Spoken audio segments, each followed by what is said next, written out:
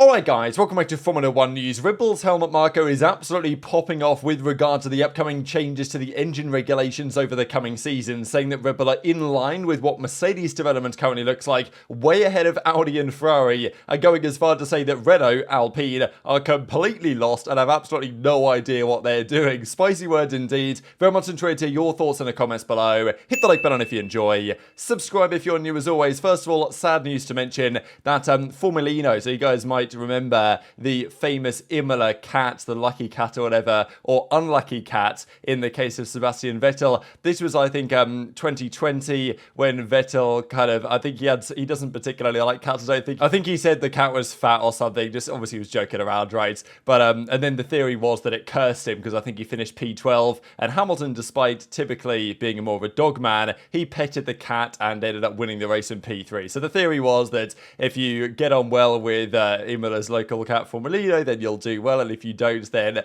you know, the cat will curse you. But unfortunately, Formulino's passed away. Unfortunately, didn't get to see the final race, right? Because there was no Imola Grand Prix this year, so that's a bit of a shame. And was a well-loved member of the paddock there. So a sad story, but one that I thought was deserving of mention. Now, a few days ago, we heard rumours that Charles Leclerc signed a contract. A few days ago, we heard that Lewis Hamilton signed a contract. You just never really know, do you? So Leclerc says that his first dream is to become a world champion with Ferrari. More so, he wants to do that than anything else. So he's absolutely pushing to stay at Ferrari. And for the time being, I don't think there's any better options. He did say, though, that as with any driver, you will consider all different alternatives, but I'm just not sure that will exist, especially at Red Bull. Mercedes, Hamilton's going to stay around for some time, as you'd think would be the case with Russell as well, so I imagine that he's going to go back to Ferrari, and he's made that quite clear, and we think the contract is done pretty much. It's just a matter of how long, whether that goes into 2026 and beyond, because as Helmut Marko's about to say,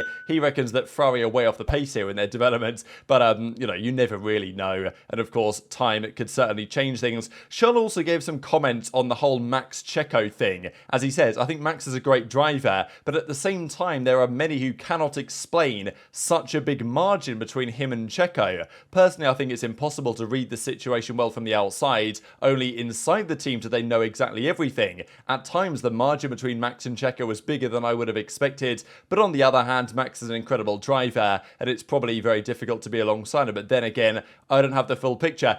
Rather interesting though, because the implication here is that there's more to this than meets the eye, the fact that Perez is so far off Max.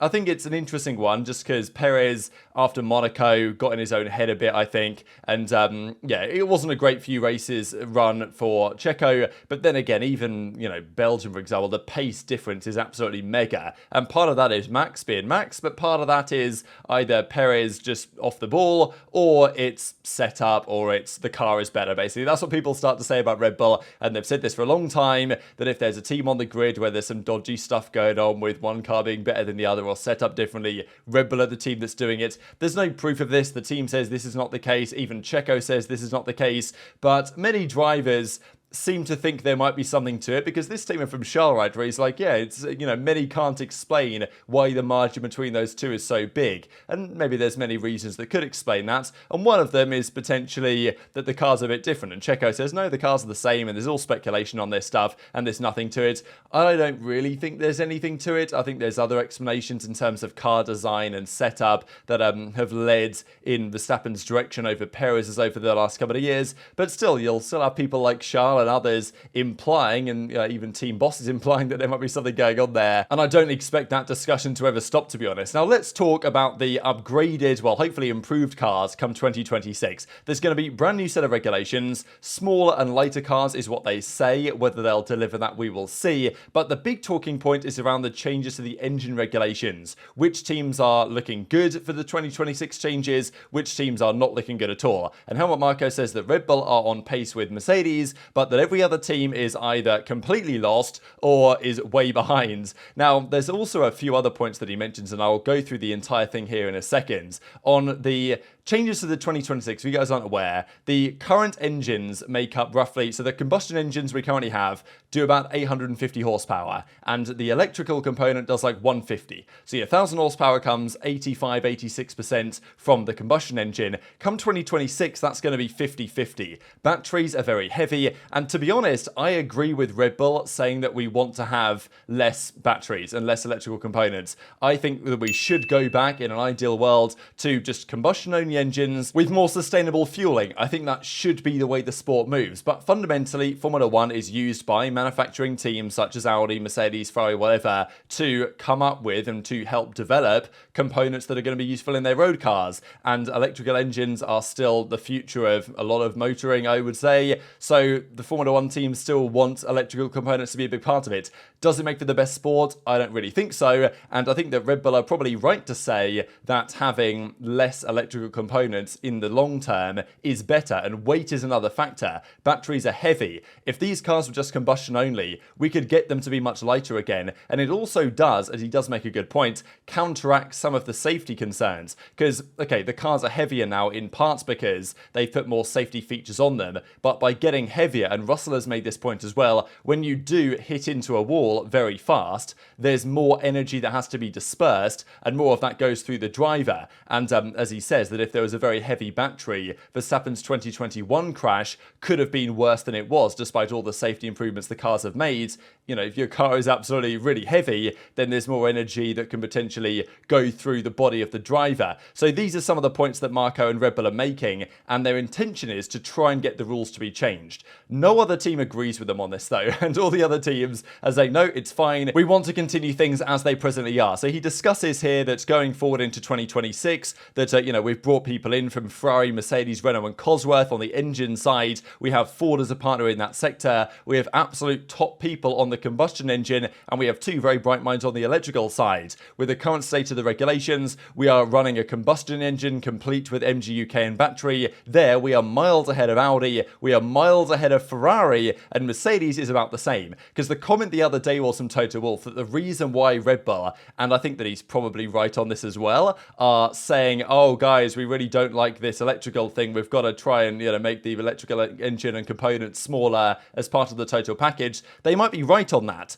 but is Toto Wolff also right to say that they're saying that not exactly because they care about the sport, but mainly because they're not quite as well developed as they would like to have been? So Helmut Marko says, no, that's not true. Mercedes, who are, we believe, probably the best developed on this going into 2026, Red Bull reckon they're the same level as them, and they're miles ahead of Audi and Ferrari, which I find a little bit difficult to believe. And then Marko goes on to say that actually it's because they really want to have a good sport, right? We are passionate racers and we care. We're not in Formula One to get rich. We want there to be really good sport again, and that's why we have concerns. So whenever teams and people are like, oh yeah, we really want the sport to be better, and that's definitely why I'm saying this, and it's definitely not because it's in my and my team's best interest to say this, like, you know, you can kind of see the politicking that happens here, right? And there's been some debate on this because Toto Wolff has said that this theory that the cars will have to downshift halfway down the straight at Monza in order to, basically you're going to run out of electrical power halfway down the straight, and therefore you'd need to downshift and you'd be slowing down towards the end of it. Now, Toto Wolff's like, look guys, let's be serious here a second. We're going to be able to find ways to deploy that power and use the components so that these things don't occur. But Helmut Marko says, no, we disagree. Our data says differently, and we should try and go from 50-50 between combustion and battery to 60-40. And, you know, as I say, I'm kind of in agreement with having less reliance on electrical energy, but at the same time, all the other manufacturers disagree with this one, pretty much at least. Now, why do they disagree? As Marko goes on to say, this is probably the best statement of the entire lot. Fred Vasseur continues to nurture his love affair with Toto Wolff. So we know that those two get on quite well, Vasseur and Toto. And I mean, look, if Mercedes were doing really well and Ferrari weren't doing really well, and Vasseur had reason to go against what Toto says just because it's for the benefit of Ferrari, then he's probably going to do that, right? Just because they get along well doesn't really necessarily mean that much. But he reckons that, oh, therefore there is a little echo at Ferrari because Vasseur and Toto Wolff get on and therefore they agree on this stuff.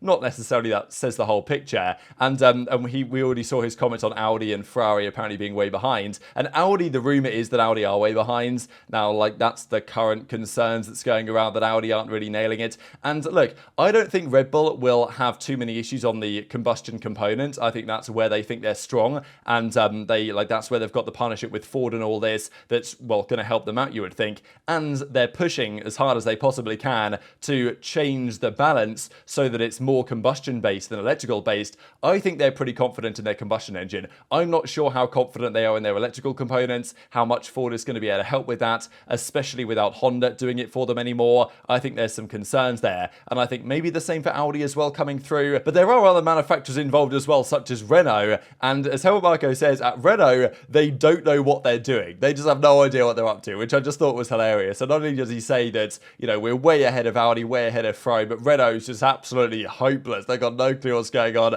Of course, the Alpine engine supplier, right? You know, Alpine part of Renault effectively, in a little salute to the former Red Bull engine partner. It's kind of funny in a way that, you know, didn't have the best time together necessarily, Red Bull and Renault, and now they're just twisting the knife. So, as he says, we don't have any allies at the moment, and, you know, because all the other teams disagree for various reasons. So what do you guys think about this? Do you think that indeed this statement that they're miles ahead of Ferrari and Audi in their 2026 development is true? Maybe that's true on the combustion side. I'm not sure that it's true on the electrical side, to be honest, because otherwise, why would they be pushing for this? Unless you really buy the idea that Red Bull are doing this out of the goodness of their hearts to make the sport as good as possible. We know that all the teams, whenever they say things, it's all a game of politics, as far as I'm concerned, at least. I think it would be naive to think otherwise, and you know, obviously Helmut Marko knows this better than many. He's been around the sport for plenty of years, but this statement tried at Renault, they have no idea what they're doing, or they don't know what they're doing. I just thought was absolutely fantastic. So we'll see what happens there, but at least according to Helmut Marko, come 2026, if the regulations stay as they are, and Toto Wolff says that absolutely they are going to stay, and there's zero chance they're changing regardless of what Red Bull say,